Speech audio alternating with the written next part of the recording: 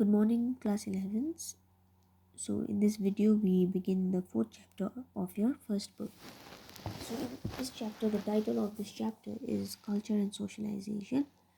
And in this chapter, we will be studying about culture, which is basically the way of life, the norms, the rules, the regulations, the beliefs of our, like, our beliefs, okay, which is passed on from one generation to the other. And then socialization, which is basically in simple words how we learn all of these things. And we will also study the agencies, the various institutions that help us in the process of socialization. So let's begin. The first one is culture is a way of life which has been passed on from one generation to the next. For example, values, beliefs, behavior, lifestyle, etc. So culture, in very simple words, you can say that culture is a patterned way of life. Okay, it is a way of life which already exists, which is the idea of which is passed on from one generation to another. Like your parents will teach you, you will teach your children, your parents were taught by their parents. Okay, so that is how it gets transmitted, and then we follow it. Culture is important to behave oneself in the society.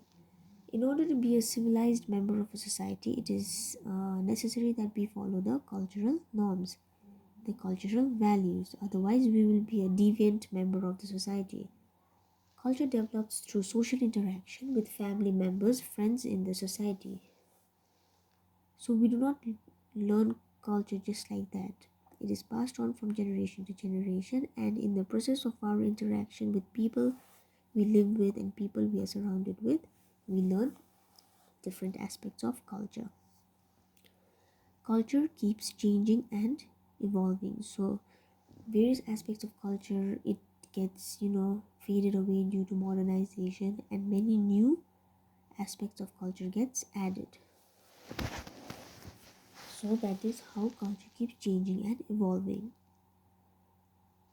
Humans have the capacity to understand and draw meaning from signs and symbols. So we human beings, we understand culture, we understand signs, symbols, and what does it mean. Okay, so that is one way in which we like understand different aspects of culture.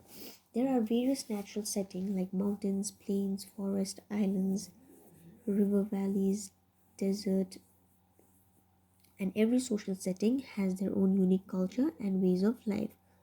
So culture is not something which is uniform, which is same all over the world. There are various settings, okay, like there is mountains, plains, forest, islands, river valleys. So culture of one place differs from the other. Like you yourself can see a difference between the culture of the people of the plains and the people of the hills. To give you a simple example, right? So that is where we can see the difference between the different types of culture of people in the people living in different areas. So culture is diverse, it is different depending upon the environment you belong. So defining culture, there are various definitions of culture given in a textbook, so I've just taken two. You can just go through the rest. Okay, so sociologists, they view culture as a way of life in which the members of the society participate. Like I told you earlier, it is a way of life, and the people of the society, they adopt the culture as members of the society. Every social setting has a culture of its own, like we mentioned earlier. Like the people living in the tribal areas, the tribals, they have their own culture. The people living in the hills, they have their own culture. People living in the plains, they have their own culture, and so on. And that is motivated, or that is driven by their environment and the way they have been, like the way all the values, beliefs have been transmitted from their ancestors. British scholar Edward Tyler defines culture as culture or civilization taken in its wide ethnographic sense is that complex whole which includes knowledge, beliefs, arts, morals, law, custom, and any other capabilities and habits acquired by man as a member of the society. So there are basically two types of culture, that is material and non-material.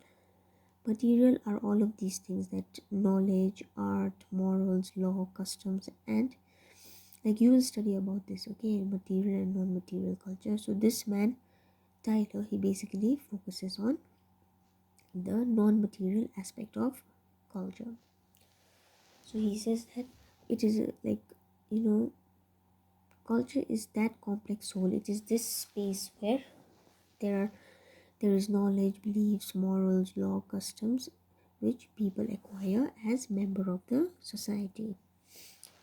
And this one, another, Bronislaw Malinowski wrote, culture comprises inherited artifacts, goods, technical processes, ideas, habits, and values. So he has given this simple definition of culture.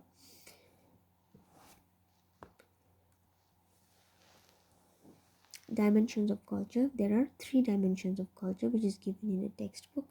The first one is cognitive. So cognitive or cognition, it basically means something which you acquire through the process of experience. You experience something, and the thing that you acquire is like cognition, okay, that is called cognition. So cognitive, it refers to how we learn to processes what we hear or see so as to give it a meaning. So this is something you learn by observation or experience. Like for example, as given in a book, it is identifying the ring of a cell phone as ours. So you know that is yours because you have heard it, okay, you have experienced it, you have observed it. So next is normative. Normative is basically means like you derive this type of normative culture through rules, regulations, norms, okay. So it's written here, refers to the rules of conduct, something which you derive through laws and regulations and rules and norms. And the last one is material, includes any activity made possible by means of material. So these are like something which you know learn or have an idea of with the help of material goods, material things, for example, tools or machines. So, this much for this video.